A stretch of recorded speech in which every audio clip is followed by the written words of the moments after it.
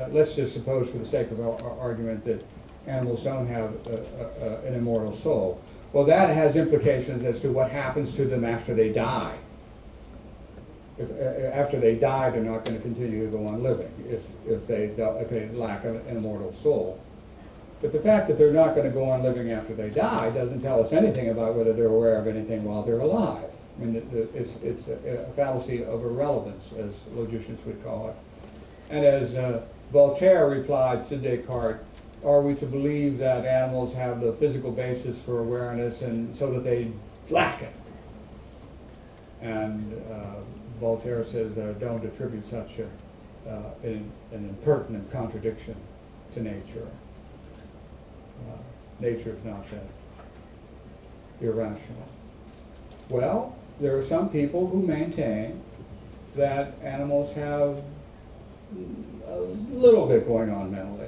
Their mental life is nominal in terms of sensations and desires and emotions and beliefs. So they're not Cartesians quite, but they're not robust when they say what's going on in an animal's life.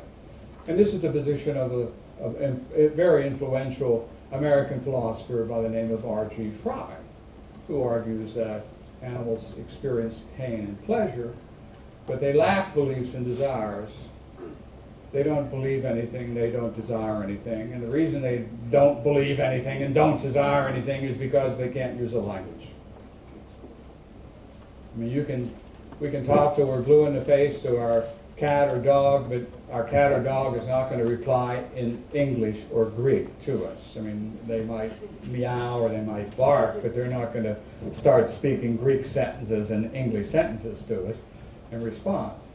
So Frye says, oh, well, that's why they lack beliefs and desires, because they can't use language. And I think the most sensible and obvious response to Frye is, neither can children. You know, I have a little bambino here, a little baby here, and I can talk till I'm blue in the face in English, and the baby's not going to reply by speaking English sentences. But we don't say, the baby doesn't want anything. Of course we say, the baby wants change. The baby wants the pin taken out of the backside. I mean, the baby has desires and beliefs, even though the baby can't talk. And if that's true in the case of human children, they can have beliefs and desires even though they can't speak Greek, well, then we can't hold that up as a standard for non-human animals. You can't say, well, they have to be able to speak in order to have beliefs and desires. And then there's this view that the mental life of animals is robust, is full when it comes to sensations and desires and emotions and beliefs.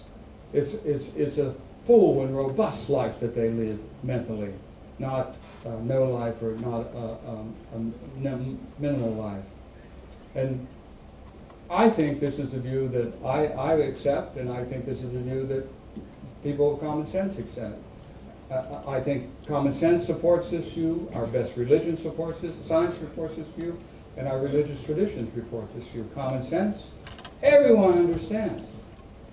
Everyone understands without difficulty if I say the dog wants out, or the cat wants out, or if I say the dolphin remembers, or the cow remembers, or that hurts the mouse, or it hurts the chimp. Everybody understands that as a matter of common sense. Our best science supports the same finding. Darwin, for example, says that the minds of the animals I've been talking about differ from the human mind in degree and not in kind.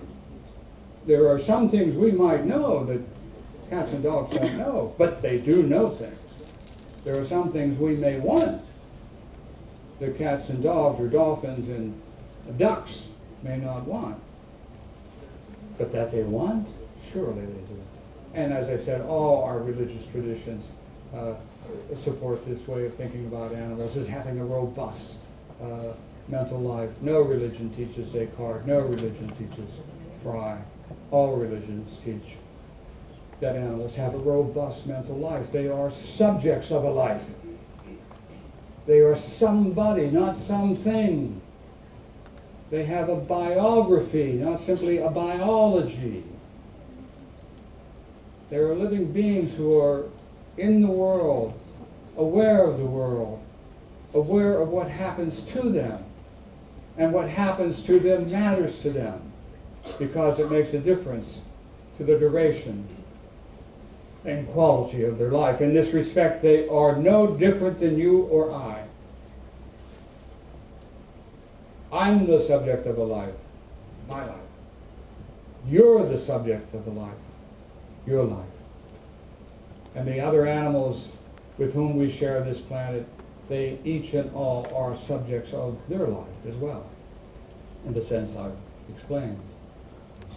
Now remember, as a muddler, you've got to get through these factual questions, the most important ones of which are any animals like us mentally and physically, and those, and we've gone across that surface. Now the foundational questions is who has rights and why?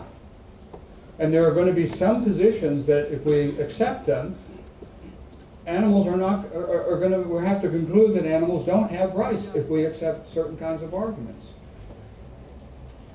All and only those who are morally responsible might be put up as a suggestion. And what we mean by morally responsible is we mean justly held, accountable for how they behave, entitled to praise or blame because of how they behave. So you think about how ducks behave, for example. You think,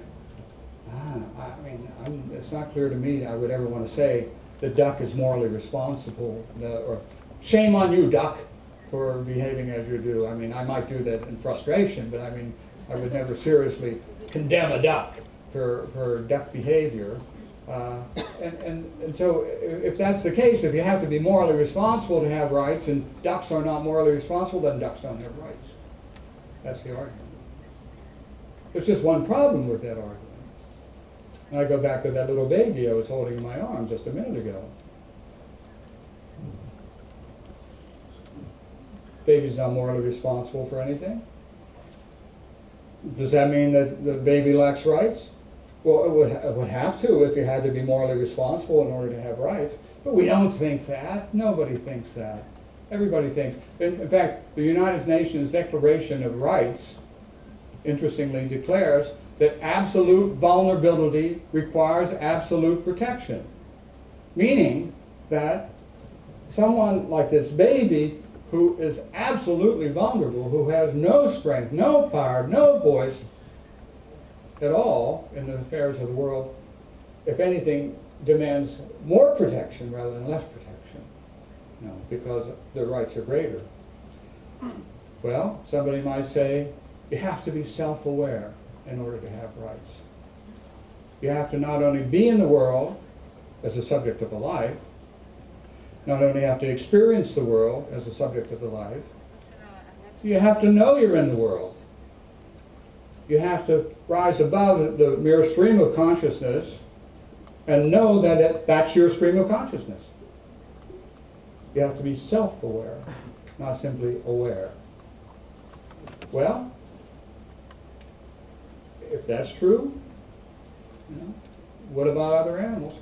I personally think that other animals, I think you can make the argument that other animals are self-aware, and I have made that argument. But I'll bypass that for the sake of argument right now, and just point out that if this is the case, then see, what we'd have to say is seriously mentally disabled people who don't grasp their presence in the world, for whom experience is something that happens but in an ununified way, we'd have to say, oh, well, sorry, but you don't have any rights. Sorry, but we could use you in research, just as we use those sharecroppers, and not violate your rights because you don't have any, because you're not self-aware. We don't say that. We don't say that. We just again say that they need protected. Their weakness means that we have to use our power to protect them.